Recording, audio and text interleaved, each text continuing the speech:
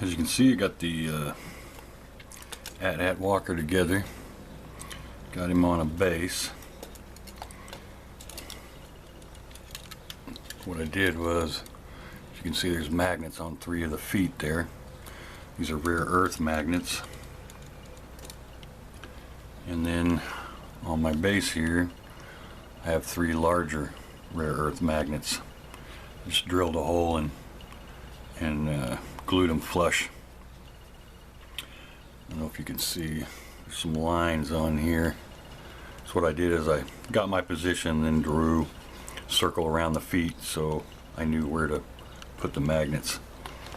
As far as the top of the base, I'm trying out this Woodland Scenics flex paste, and it's pretty good. It's kind of got a real tough rubbery consistency to it.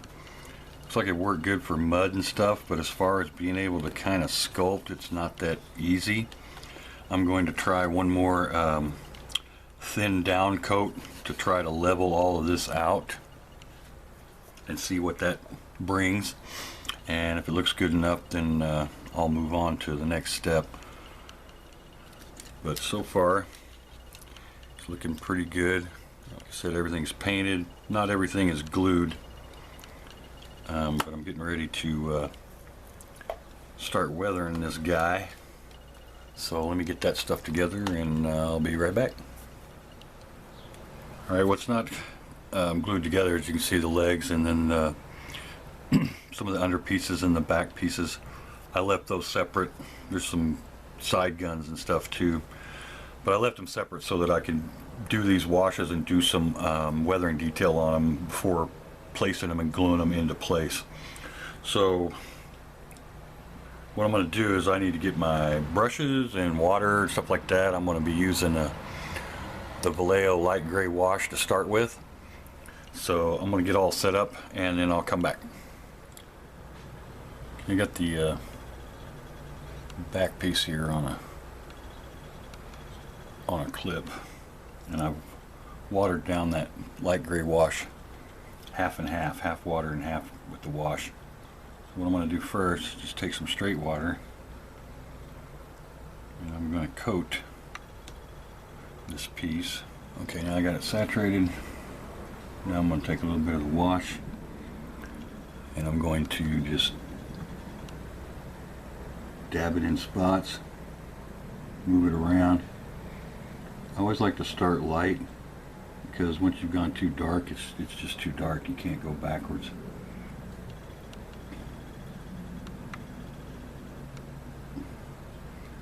And I don't really want to lose the color that I've got as far as the base color, because I like that tone. But adding some gray to it will knock it back just a little bit.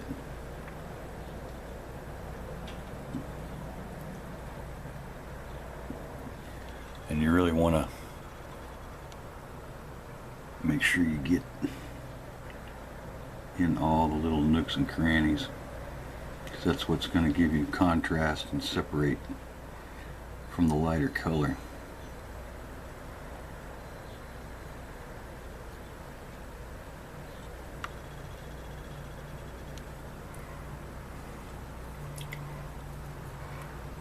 Okay. Now I want to take a little bit more of the straight wash and put that in there.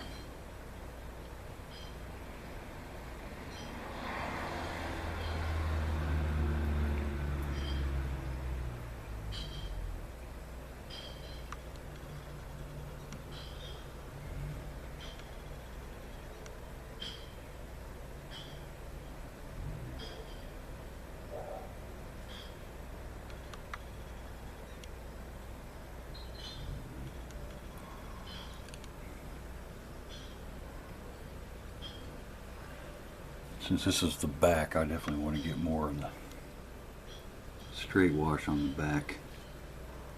That's where dirt's going to pile up more, because there's no rain that's going to hit it or anything like that to help wash it off.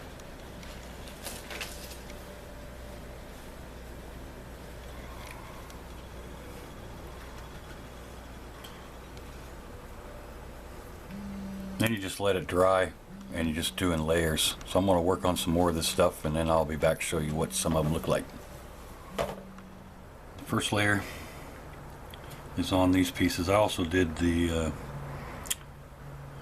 legs on the outside all the way to this point. I haven't done the actual base of the feet yet with the wash, but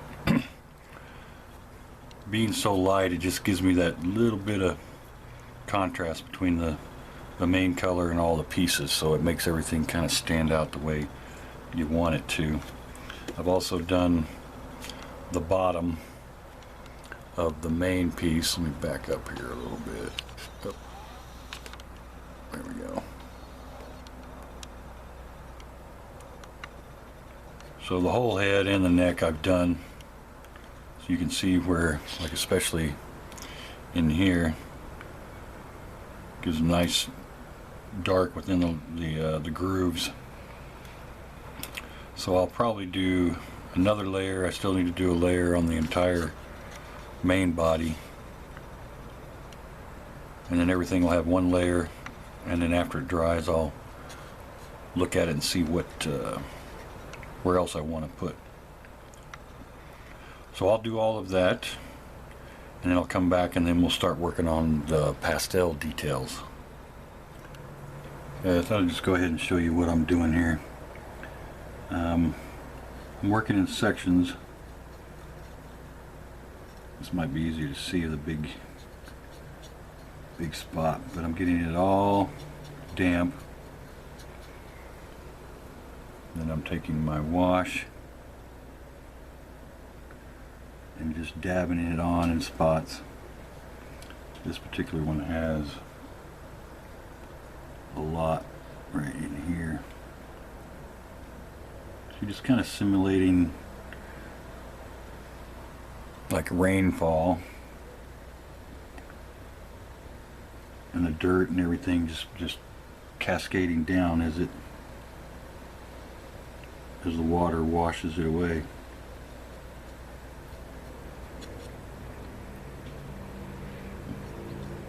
Sometimes it's a slow process, but the end result is really quite eye-catching, I think. It just helps define all the lines.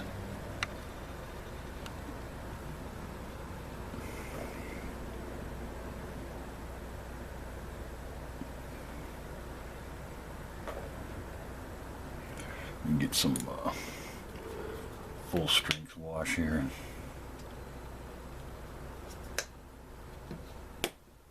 Put some on here where it's easier to see.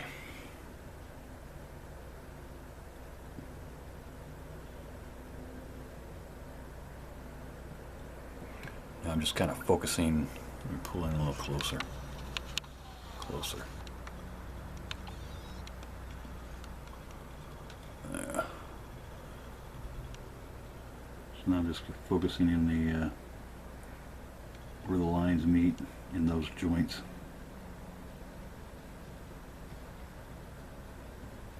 You just kind of keep moving stuff around till you get it to a point where you like what it's looking like. Move up here. Just put some in these grooves here so get some build up in there.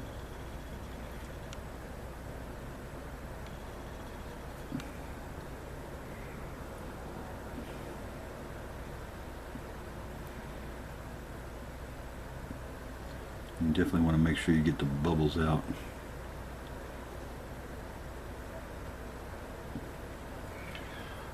Okay, I'll keep working on this and let it dry. Then we'll come back and start working with the pastels. And work on the weathering. What I have are some pastels. All I usually use is mostly these 5 right here. The gray, the brown, the most, occasionally the black, and sometimes this terracotta color for rust.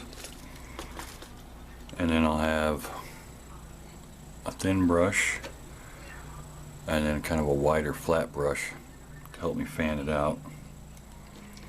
And then of course Q-tips. So I already started on this, so let me zoom in a little here.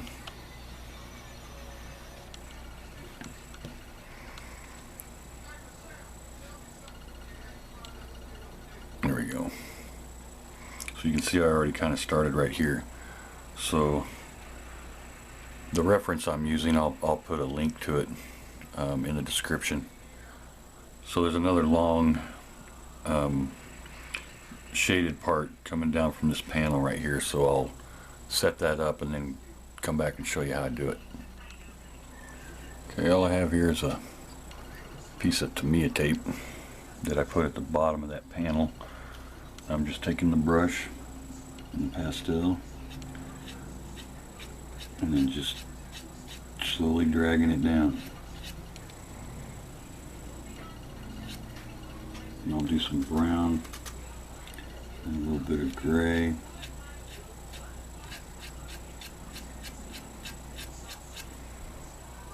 And just slowly drag it down like that. And you can peel up the tape, and there you go. Well on your way. So now I want to set up, and there's some lines, pretty thin lines that come down from these little indents. So I'm going to set that up, and then I'll come back and show you how to do that. I took my mechanical pencil, it's .03 lead HB, and straight edge, and I just lay it on here and then draw my lines. So once I get my lines the way I want them, then I'll take Q-tip and just start pulling down. It helps fade the graphite. You don't have to be completely up and down. You can go from side to side. And once I get that spread out, then I'll come back with some pastel on a thin brush and just kind of dab as I go down, trying to kind of spread that out a little bit. Come back with the Q-tip, pull it down some more, so I can kind of get that faded look on the outside edges.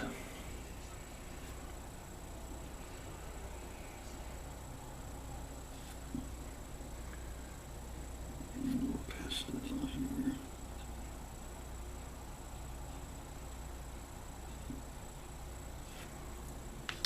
The brush, and then come back with the pastel, with the Q-tip. Pull it down.